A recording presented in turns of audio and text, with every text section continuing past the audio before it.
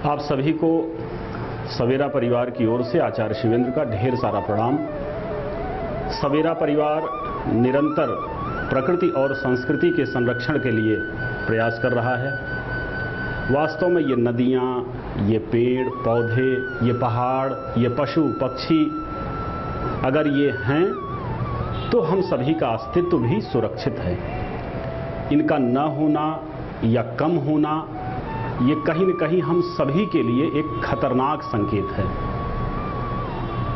अब वो स्थितियां कहाँ रह गई? पहले कोयल की मीठी मीठी कूक, मोर का सुंदर सुंदर नृत्य ये अक्सर देखने को मिल जाया करता था, गौरैया की चहचहाहट। लेकिन अब ये सारी चीज़ें दिखना या तो बंद हो गई है कई जगहों पर शहरों में, या कम हो गई है। अब तो लगता है कि जैसे तितलियों से खेलने के वो जो अच्छे सुंदर सुंदर मीठे मीठे दिन थे वो शायद ही कभी लौट करके आ पाएं। आज तोता, कठफोड़वा, नीलकंठ जैसे कई पक्षी विलुप्ति की कगार पर हैं। गिद्ध लगभग 98% तक विलुप्त हो चुका है। पहले जब कोई जानवर कहीं मरता था तो 1 या 2 घंटे में ये सारे गिद्ध, जिनको प्राकृतिक सफाईकर्मी कहा गया है, मिलकर के उसको साफ कर दिया करते थे। आज अगर प्रशासन न ध्यान दे तो स्थितियां बड़ी विकट हो जाती हैं। और इन सभी पक्षियों का कम होना ये हम सभी के लिए बेहद खतरनाक है। हमें जागना होगा, हमें चेतना होगा, इन पर ध्यान देना होगा और निरंतर प्रयास करना होगा। अच्छा, प्रश्न उठता है कि हम इनको क्यों बचाएं या इनसे क्या लाभ है? तो वास्तव में पक्षियों का जो मूल काम है, पहला है हमारे घरों के आसपास के जो नुकसानदायक कीड़े मकोड़े हैं उनको खाना, फसलों में जो नुकसानदायक कीड़े मकोड़े हैं उनको खाना, और उन्हें खा करके हमारे स्वास्थ्य की सुरक्षा करना।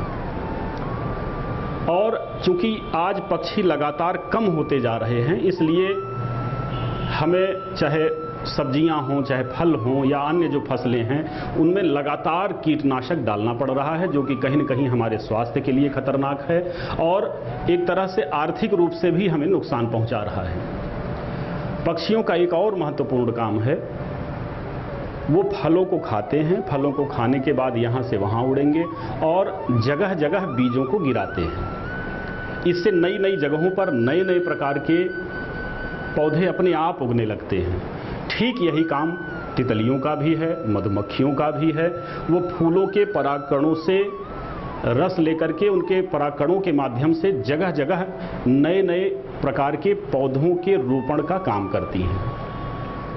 कभी आप विचार करिएगा कि ये जो पहाड़ों पर वृक्ष हैं या जंगलों में ये जो पेड़ हैं या जो अन्य झाड़ियां हमें दिखाई पड़ती हैं, आखिर इसको किसने लगाया? हमने तो लगाया नहीं। तो जब हमने नहीं लगाया तो आखिर इनको किसने लगाया है? ये वास्तव में पक्षियों का ही काम है। आज गौरैया लगभग 80% तक विलुप्त हो चुकी है। गौरैया एक घरेलू पक्षी है और इसकी सबसे जो मूल समस्या है, घोंसले बनाने की जानकारी का न होना है। पहले हमारे जो घर थे वो छप्परों के हुआ करते थे, खपड़ों के हुआ करते थे। गौरैया केवल तिनका रखना जानती है बस, तो उसमें उसके लिए तिनके रखना आसान हुआ करता था। अब हमने चारों तरफ पक्के मकान बना लिए और गौरैया को आवास की समस्या पैदा हो गई। गौरैया घरेलू पक्षी है। हमारे घरों के आसपास जो कटवर्म जैसे तमाम नुकसानदायक कीड़े मकोड़े हैं उनको खाती है। उन्हें खा करके हमारे पूरे परिवार के स्वास्थ्य की सुरक्षा करती है। आज यह तेजी से विलुप्त होती जा रही है और वास्तव में बहुत से पक्षी तो गर्मियों में पानी न मिलने के कारण प्यास से मर जा रहे हैं। क्योंकि हमने पानी और दाना रखने की जो परंपरा थी उसको भी छोड़ दिया। चारों तरफ पक्की सड़कें, पक्का मकान, पानी कौन रखेगा उनके लिए? सवेरा परिवार थोड़ा सा दाना, थोड़ा सा पानी कार्यक्रम भी चला रहा है। और आप सभी से मेरी प्रार्थना है कि आप अपने घरों और प्रतिष्ठानों के बाहरी हिस्सों में ज़्यादा से ज़्यादा आप घोंसले लगाएं और अपने घरों की छतों पर और घरों के आसपास इन पक्षियों के लिए, इन प्यारे पक्षियों के लिए पानी की व्यवस्था करें, दाना की व्यवस्था करें। साथ में पाकड़, पीपल, महुआ, इस तरह के जो वृक्ष हैं इनको भी आप अधिक से अधिक लगाएं, जिससे इनके आवास की समस्या समाप्त हो जाए।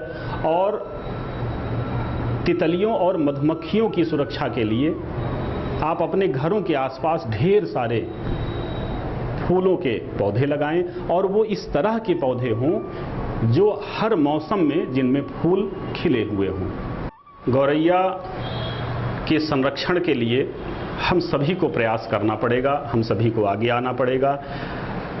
हमने देखा कई जगहों पर गौरैया को चूंकि आवास नहीं मिल पा रहा है, तो वो बेचारी जैसे पंखे के होल में घोंसला बना लेगी या अन्य कई असुरक्षित जगहों पर घोंसला बना लेती है, जिससे उसके जो अंडे हैं या जो बच्चे हैं वो गिर करके अक्सर नुकसान हो जाया करते हैं। तो मेरी प्रार्थना है आप सभी इस मुहिम में आगे आएं, इस मुहिम को आगे बढ़ाएं।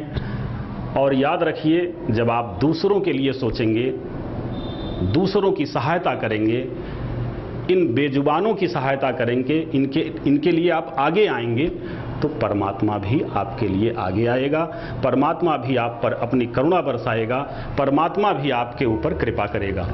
हमारे शास्त्रों में ऐसे भी तमाम जो ग्रहों, अनिष्ट ग्रह हैं, उनकी शांति के लिए, अपने पूर्वजों की प्रसन्नता के लिए इन पशु पक्षियों की सेवा, कुत्ते जैसे तमाम जानवरों की सेवा की चर्चा की गई है। और मैं आप सभी से बार बार पुनः प्रार्थना करूंगा कि आप इस मुहिम को आगे बढ़ाएं और इस संदर्भ में लोगों को ज़्यादा से ज़्यादा जागरूक करें, ज़्यादा से ज़्यादा प्रेरित करें। सवेरा परिवार इस संदर्भ में जो निरंतर प्रयास कर रहा है, इसमें आप जितना अधिक से अधिक सहयोग देकर के इसे आगे बढ़ा सकते हैं, इसे बढ़ाने का प्रयास करें। आप सभी को आचार्य शिवेंद्र का बार बार प्रणाम।